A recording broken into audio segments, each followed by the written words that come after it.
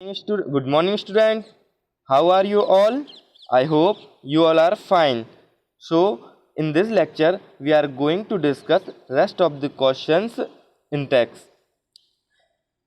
हमने पिछली वीडियो में यहाँ क्वेश्चंस को डिस्कस किया था। अब हमारे लिए उसके आगे क्वेश्चंस को डिस्कस करना है, जो कि हमारे बुक के इंटेक्स क्वेश्चन हैं।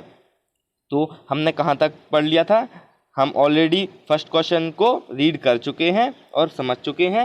हमारे लिए सेकंड क्वेश्चन से स्टार्ट करना है। सेकंड क्वेश्चन क्या है? A gas exert pressure on the wall of the container. जो एक गैस होती है वह कैसे प्रेशर एक्सर्ट करती है किसी भी कंटेनर की वॉल पर।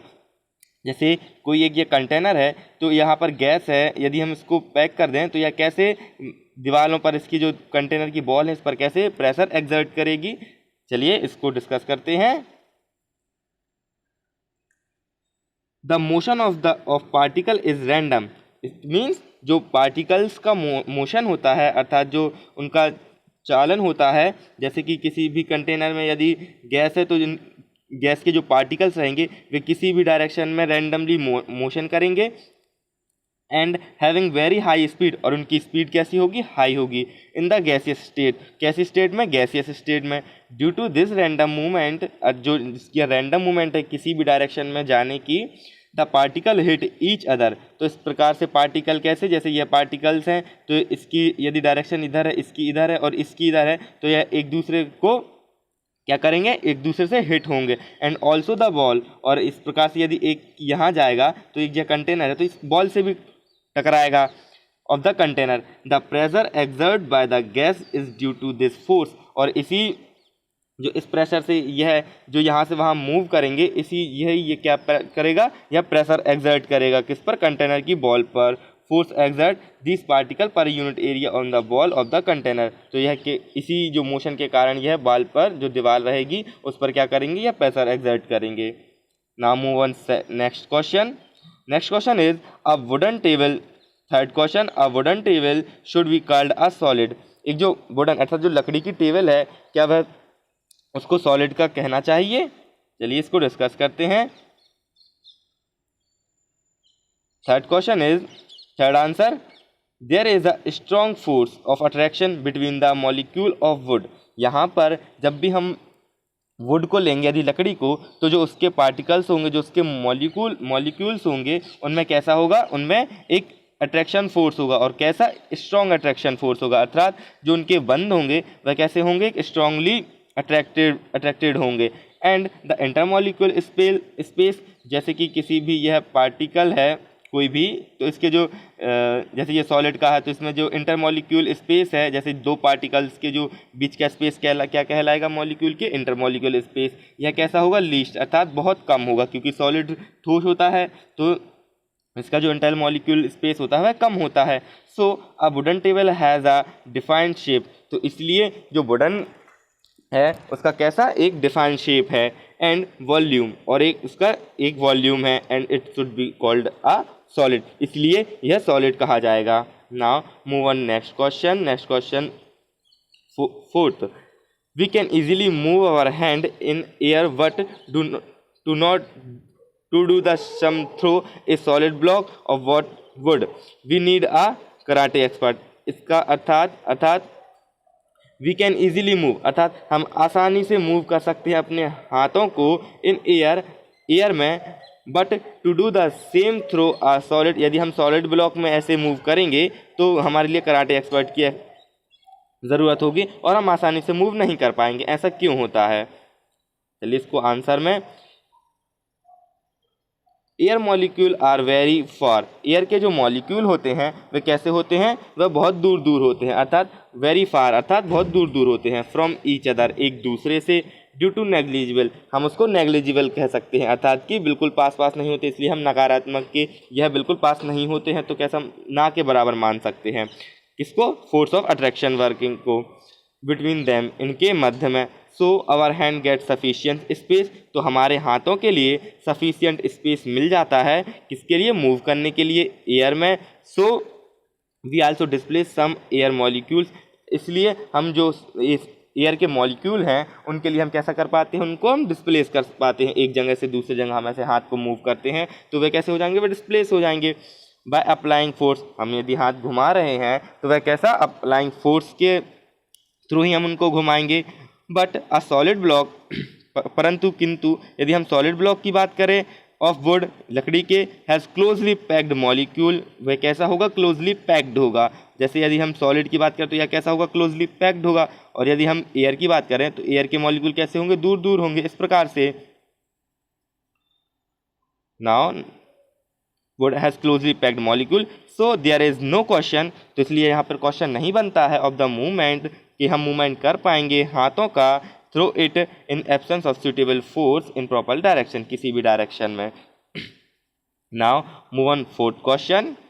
और फोर्थ क्वेश्चन इज, स्टूडेंट्स हमने जो पिछली वीडियो बनाई थी, हमारे जो क्वेश्चन आंसर्स थे इस वीडियो की, उसमें अधिवा स्टूडेंट है उसने प्रॉपरली नोट्स तैयार किए हैं। आपको भी ऐसे ही उसी की तरह नोट्स प्रिपेयर करने हैं, क्योंकि जब लॉकडाउन ख़त्म होगा तो आप लोगों की कॉपीज़ को चेक किया जाएगा, इसलिए आपको कंटिन्यू बेसिस पे आपको नोट्स प्रिपेयर करते जाना है, मैथ के भी और साइंस के भी और ज्योग्राफी के भी, अर्थात जो एसएसटी है उसके भी, क्योंकि आप जानते हैं लॉकडाउन के चलते सारी पढ़ाई इफेक्ट हो रही है, बट आपको पढ़ाई करते जाना है। अब आपकी ऑनलाइन क्लासेस जो लगने लगी हैं इसलिए। Now fourth question is, liquid generally have lower density, जो लिक्विड की डेंसिटी होती है वह कैसी होती है, lower, as compare to solid, solid की अपेक्षा, अर्थात जो ठोस होता है उसकी अपेक्षा जो लिक्विड द्रव होता है उसकी जो डेंसिटी होती है वह लो होती है। But you must have observe, पर आपको ऑब्जर्व करना है, that ice float on water, कि आइस जो होता है वह एक सॉलिड होता है आइस, परंतु फिर भी आइस वह सॉलिड होते हुए भी वाटर के ऊपर फ्लोट करता है, अर्थात वाटर में डूबता नहीं है। ऐसा क्यों होता है, फाइंड आउट वाई, ऐसा आपको उसको रीज़न फाइंड करना है। सॉल्यूशन है, लिक्विड हैव लोअर डेंसिटी, अर्थात लिक्विड के पास कम डेंसिटी होती है देन दैट ऑफ सॉलिड, अर्थात सॉलिड से कम डेंसिटी होती है। We all are know that water is also a liquid, so it should also have less density. Water is also a liquid, water कैसा है, लिक्विड है, तो इसकी डेंसिटी कैसी होगी, लेस डेंसिटी होगी, किसकी अपेक्षा, सॉलिड की अपेक्षा। दैट इज राइट, जो कि आइस है। बट, परंतु, अब यहाँ पर क्या है, बट है कि परंतु, किंतु, the case is not show, यह केस ऐसा नहीं है। And the reason for the same, यदि हम इसी रीजन की बात करें इसी तरह की, is the cage like structure of ice, कैसा लाइक आइस का structure, cage like structure, presence of vacant space between water, water के जो अंदर स्पेस है, वेकेंट स्पेस है वाटर के अंदर मॉलिक्यूल का, when they link in ice, जो कि आइस लिंक बनते हैं। जैसे यदि हम किसी भी आइस की बात करें, आइस है और इस प्रकार से यह वाटर है, यह वाटर है, तो यदि हम वाटर की बात करें तो वाटर कैसा है, लिक्विड है, बट जो इसके इंटरमॉलिक्यूलर स्पेस है वह कैसे हैं, आइस से कम है। तो जैसे यदि हम किसी भी बात करते हैं, जैसे सॉलिड के इंटरमॉलिक्यूलर स्पेस कैसा है, बिल्कुल नहीं है, इसमें कम है, लेस है, कैसा है, लेस है, तो इसलिए यह कैसा है, वाटर में यह सिंक हो जाता है, अर्थात डूब जाता है। बट यदि हम इसके आइस की बात करें तो आइस के जो इंटरमॉलिक्यूलर स्पेस है वह हाई होता है, किससे, वाटर से ज़्यादा होता है, इसमें इंटरमॉलिक्यूलर स्पेस ज़्यादा होता है। क्यों होता है, क्योंकि इसमें कैसा होता है, जब ये आइस लिंक होता है तो इसमें एयर जो है वह, जब आइस जमता है तो एयर इसमें साथ में जम जाती है, इसलिए तो इसलिए यह कैसा हो जाता है, यह वाटर से लेस डेंस हो जाता है, इसलिए यह कैसा हो जाता है, यह वाटर के ऊपर फ्लोट करने लगता है। The number of this space is comparatively less in water, क्योंकि जो स्पेस का जो है वह कैसा है, वाटर के अंदर लेस है, वाटर की अपेक्षा लेस है। Being more porous than water, और कैसा है आइस, मोर पोरस, अर्थात उसमें छिद्र युक्त होता है आइस, इसलिए यह वाटर के ऊपर क्या होता है, यह फ्लोट करता है। इज लाइटर देन वाटर, यह हल्का भी होता है वाटर की अपेक्षा। And float over the surface of water, इसलिए जो सरफेस है वाटर की उसके ऊपर फ्लोट करता है। Now move on next page, that is page number 6।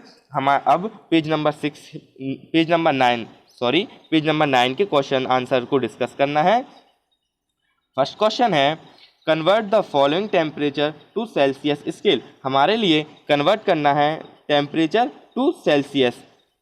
यहाँ पर हमारे लिए कैसे दिया है, केल्विन में टेम्परेचर दिया गया है, बट हमारे लिए किस में चेंज करना है, हमारे लिए चेंज करना है सेल्सियस में।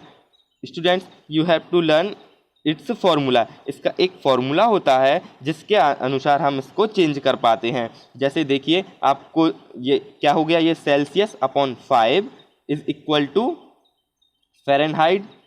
एफ फ़ारेनहाइट को डिनोट करता है, एफ यहाँ पर एफ है, -32/9 इज इक्वल टू केल्विन, यह के केल्विन है, -273/5। अब हमारे लिए जब भी यदि कैल्शियम, माफ कीजिए, कैल्सियस या फिर केल्विन में यदि हमारे लिए रिलेशन फाइंड करना है तो हम इन दोनों को लेंगे। किन किन को, फर्स्ट एंड लास्ट को लेंगे। यदि कैल्सियस और फ़ारेनहाइट में रिलेशन फाइंड करना है तो हम इन दोनों को लेंगे। और बट हमारे लिए क्वेश्चन में क्या दिया गया है, हमारे लिए टेम्परेचर में केल्विन में दिया गया है और कैल्सियस में फाइंड करना है, तो हम किन किन को लेंगे, फर्स्ट को लेंगे एंड लास्ट को लेंगे, अर्थात पहले को लेंगे और लास्ट वाले को लेंगे और हम रिलेशन को फाइंड कर देंगे।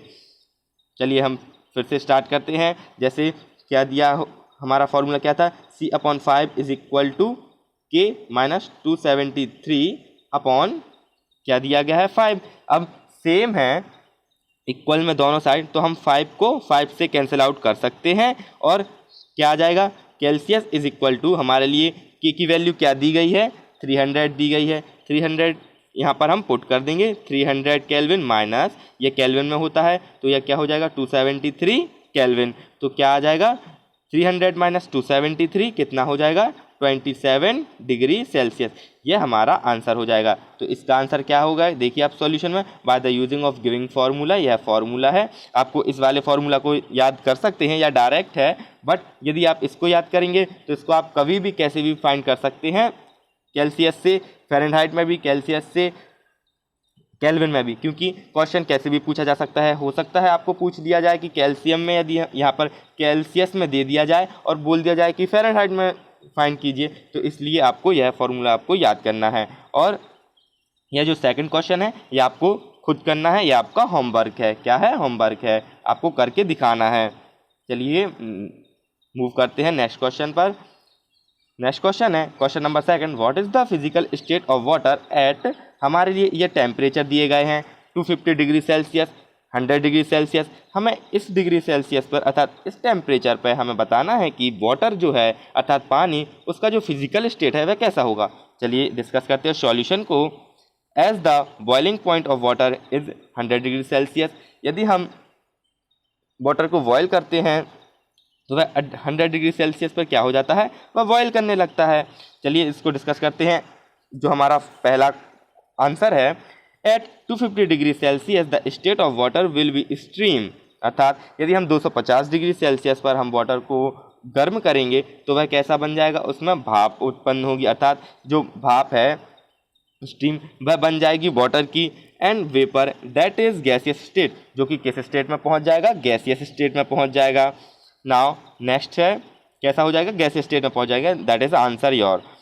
Now next is at 100 degree celsius there will be a transition of liquid state, यदि हम 100 डिग्री सेल्सियस पर हम इसको गर्म करेंगे तो यह कैसा होगा, विल बी ट्रांजिशन, अर्थात यह कैसा हो जाएगा, ट्रांजिशन होगा, अर्थात इसका परिवर्तन होगा liquid state to into gas state, अर्थात जो लिक्विड स्टेट है पानी, जो लिक्विड स्टेट में था वह 100 डिग्री सेल्सियस पर, जैसे हम कभी भी घर में अपने वाटर को या फिर कैसे, जैसे पानी भी यदि हम खौलाते हैं गर्मियों के टाइम पर, ठंडों के टाइम पर हम गर्म करते हैं, तो यह कैसा, यदि 100 डिग्री सेल्सियस का टेम्परेचर पहुंच गया 100 डिग्री सेल्सियस पर, तो यह कैसा हो जाएगा, यह उबलने लगता है। और उबलने लगता है, बॉइलिंग होता है, तो आपने देखा होगा कि भाप बनती है, स्टीम बन जाती है, तो इसलिए यह कैसा बन जाता है, लिक्विड टू गैस स्टेट में कन्वर्ट हो जाता है।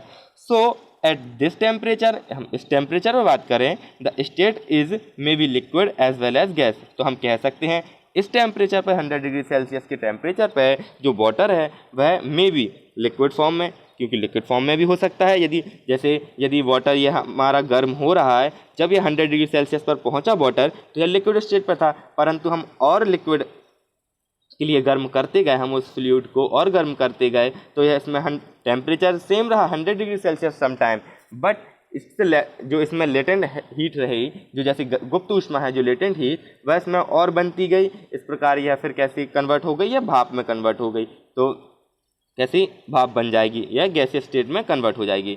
Now move on third question. Our third question is for any substance, किसी भी सब्सटेंस को ले लें, यदि किसी भी पदार्थ को लें, why does the temperature remain constant during the change of state. यह जब भी टेम्परेचर क्यों सेम रहेगा, रिमेन रहेगा, कांस्टेंट उसी बना रहेगा during the change of state, जबकि स्टेट चेंज हो रहा है। यह हमने अभी बताया कि कैसे चेंज हो जाती है, गुप्त ऊष्मा में चेंज हो जाती है। नाउ क्वेश्चन को रीड करते, आंसर को रीड करते हैं।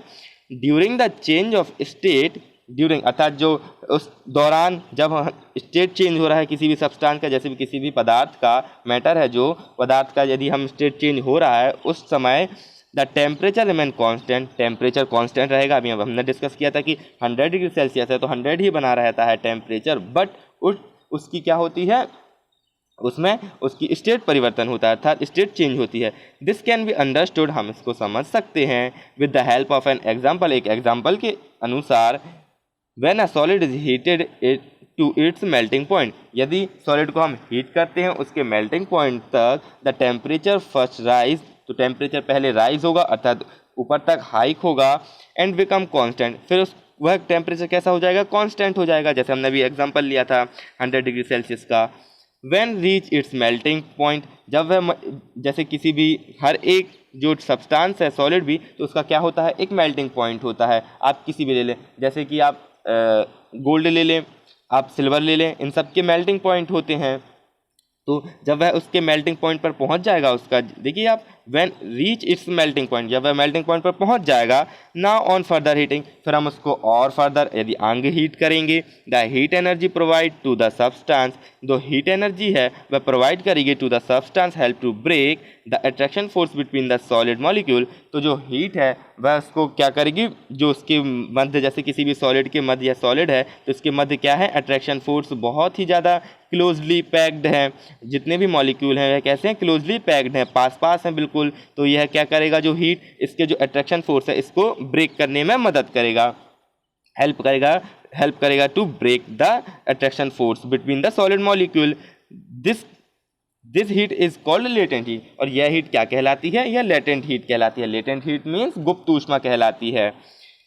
That is why the temperature does not rise, इसलिए यह जो टेम्परेचर होता है वह हाइक नहीं होता है, वह टेम्परेचर बढ़ता नहीं है। Now move on next question. Next question is question number 4। Suggest, हमें यहाँ सजेस्ट करना है एक method to identify atmosphere gas, हमें लिक्विफाइड एटमॉस्फेरिक गैस का एक मेथड सजेस्ट करना है। By applying pressure and reducing the temperature, यदि हम प्रेशर को बढ़ाते हैं और टेम्परेचर को अर्थात तापमान को हम कम करते हैं, तो atmospheric gas can be liquefied. जैसे हम किसी भी गैसियस स्टेट है, यदि किसी भी गैस को हम लिक्विड में चेंज करना चाहते हैं, लिक्विड में, तो क्या करेंगे हम इसके लिए हम करेंगे क्या, टेम्परेचर को रिड्यूस करेंगे, अर्थात टेम्परेचर को रिड्यूस करेंगे और प्रेशर को बढ़ाएंगे। टेम्परेचर को रिड्यूस करके प्रेशर को बढ़ाएंगे तो यह क्या हो जाएगा, यह एटमॉस्फेरिक गैस को लिक्विफाइड कर देगा, अर्थात जो एटमॉस्फेयर गैस है उसको क्या कर देगा, लिक्विड में चेंज कर देगा। Now move on 10th page.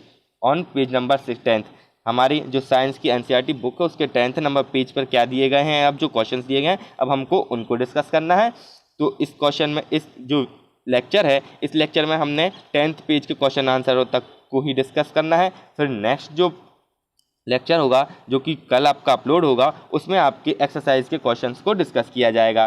तो आपको अभी तक के जितने भी क्वेश्चन हो जाए हैं उनको आपको याद कर लेना है, लर्न कर लेना है और आपकी कॉपी में नोट कर लेना है। एक स्टूडेंट को नहीं, आप सारे स्टूडेंट्स को नोट्स करना है।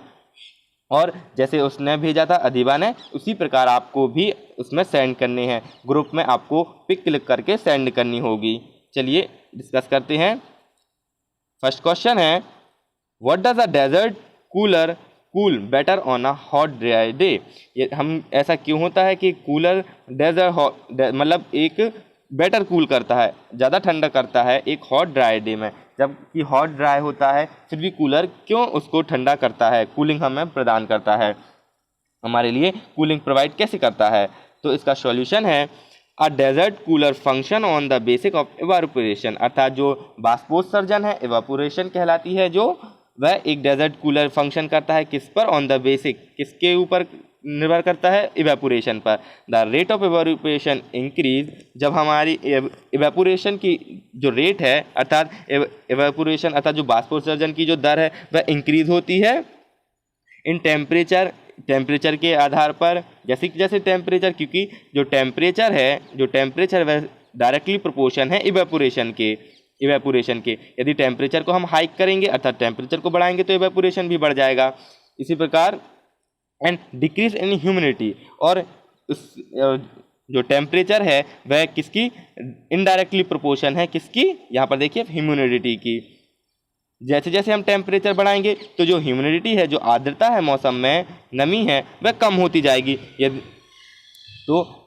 तो इस प्रकार कहाँ पर हम पहुँच गए कि किस पर जो डेजर्ट जो कूलर होते हैं वह कैसे फंक्शन करते हैं, इवापोरेशन पर फंक्शन करते हैं। फिर यदि हम इवापोरेशन की रेट को बढ़ाएंगे तो इसका मतलब क्या होगा, टेम्परेचर बढ़ जाएगा परंतु ह्यूमिडिटी कम हो जाएगा।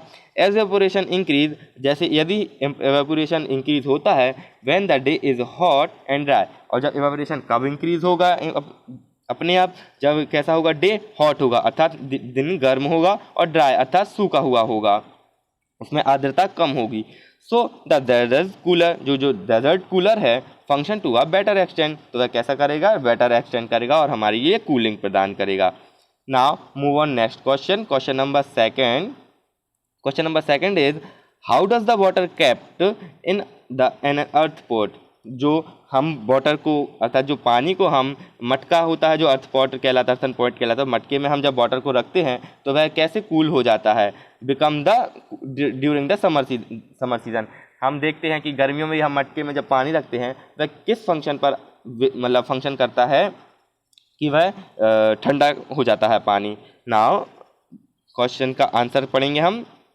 Large number of टिनी pores in present on the surface of earthen pot, जो लार्ज नंबर पोर्ट अर्थात जो टिनी अर्थात जो छोटे छोटे पोर्स हैं, जैसे कि यदि हम इस प्रकार से यदि हम मटका को ड्रॉ करें, जैसे ये हमारा अर्थन पॉट हो गया, तो इसमें जो इसका सरफेस है इस पर लार्ज नंबर में अर्थात बहुत सारे नंबर में, बहुत पास इसके टिनी बहुत छोटे छोटे क्या होते हैं, इसमें पोर्स होते हैं। द वाटर स्टोर, जब हम इसमें वाटर को स्टोर करते हैं अर्थन पॉट में, तो यह कैसा होता है, इन पोर्स के थ्रू वाटर अंदर से क्या होगा, रिस के जैसे बोलते हैं, तो यह रिस के कैसा आएगा, बाहर आएगा, पानी बाहर आएगा, क्योंकि जो वाटर है वह प्रेशर देगा किस पे, सरफेस पे, तो यह कैसा होगा, इन टिनी पोर्स में से वाटर धीरे धीरे रिस के बाहर आएगा।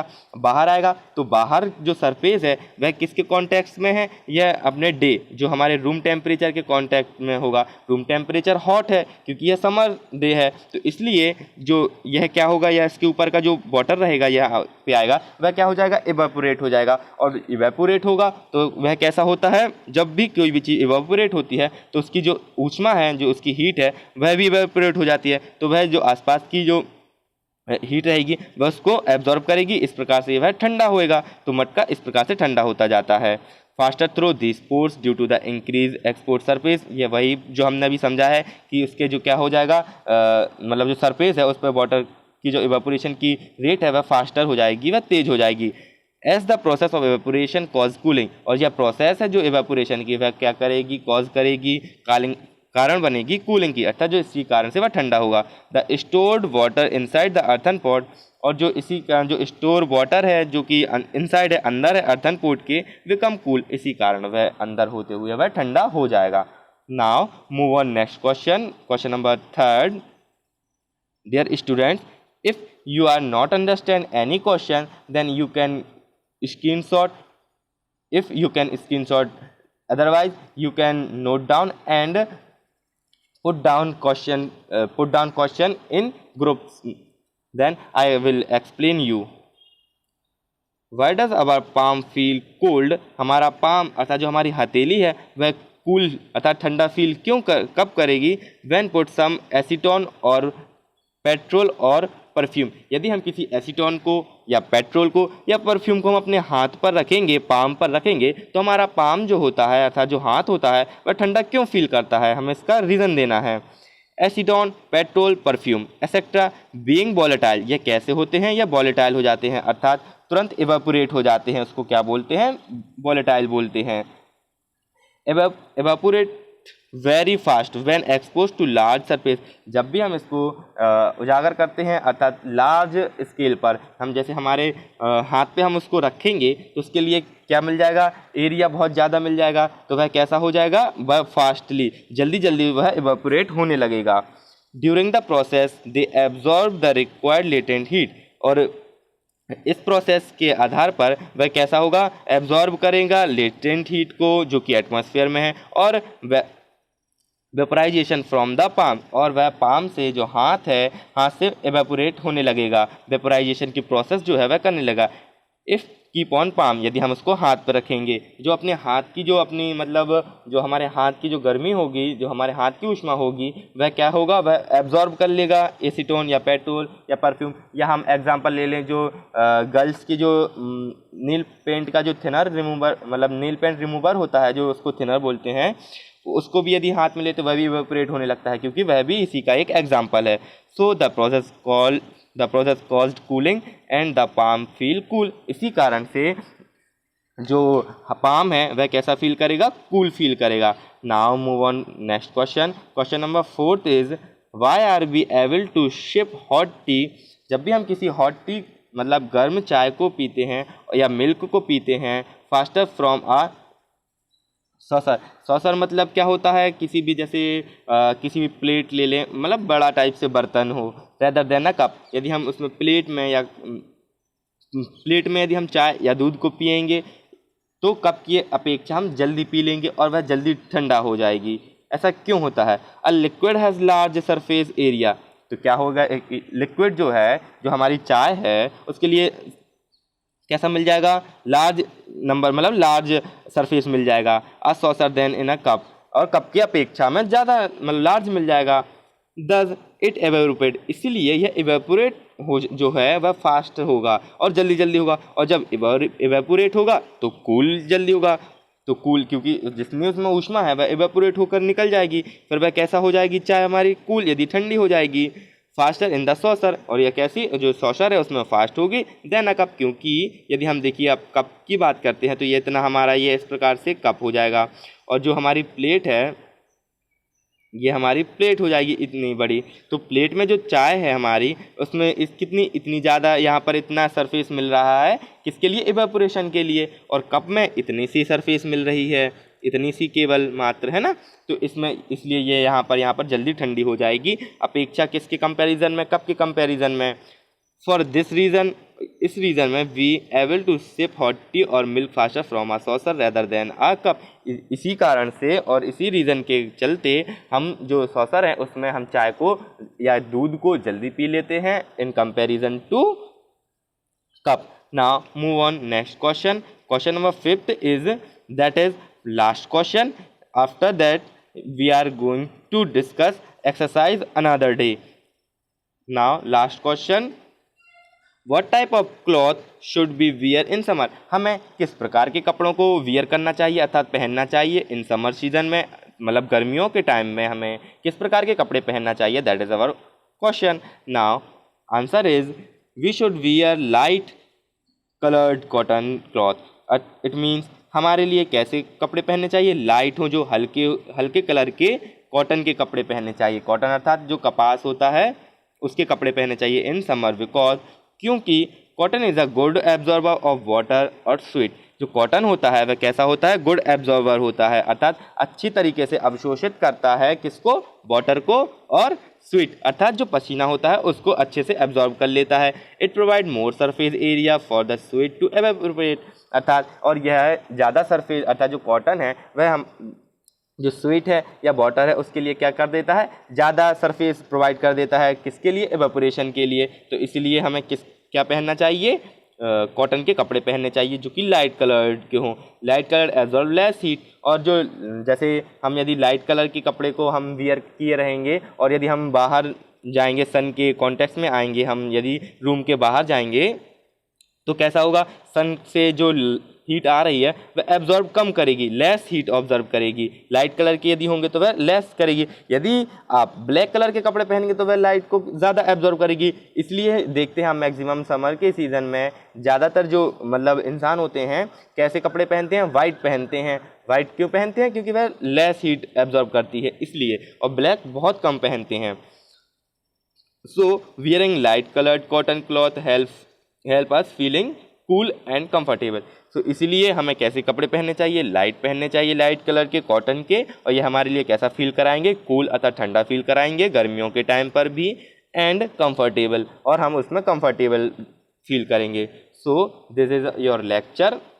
यदि आपको कोई भी परेशानी जाती है, यदि कोई भी क्वेश्चन में यदि आपको समझ में नहीं आता है तो आप व्हाट्सएप के ग्रुप में आप मैसेज छोड़ सकते हैं, आपको उसका आंसर दिया जाएगा। और आपको रिमेंबर, आपको नोट करना है और आपको नोट्स बनाने हैं, क्योंकि इतने सारा हो जाएगा आपका सिलेबस, क्योंकि 31 जुलाई तक आपकी क्लासेस जो हैं इसी प्रकार से लगेंगी। फिर आपको एकदम से जब बहुत सारा सिलेबस पढ़ाया जाएगा, क्योंकि अभी हम लोग क्वेश्चन आंसर डिस्कस कर रहे हैं कि ताकि आप लर्न करते जाएं और आपका जो सिलेबस है वह ना छूटे। बट जब आपके लॉकडाउन ख़त्म हो जाएगा तो उसके बाद क्या किया जाएगा, आप लोगों को फुल जो चैप्टर है उसको एक्सप्लेन किया जाएगा। हम खुद आपको चैप्टर पूरा फुल एक्सप्लेन करेंगे, बहुत अच्छे से समझ में आएगा आपको। अभी तक तब तक के लिए आप लोग इस क्वेश्चन आंसर को पूरा नोट करके चलिए। थैंक्स।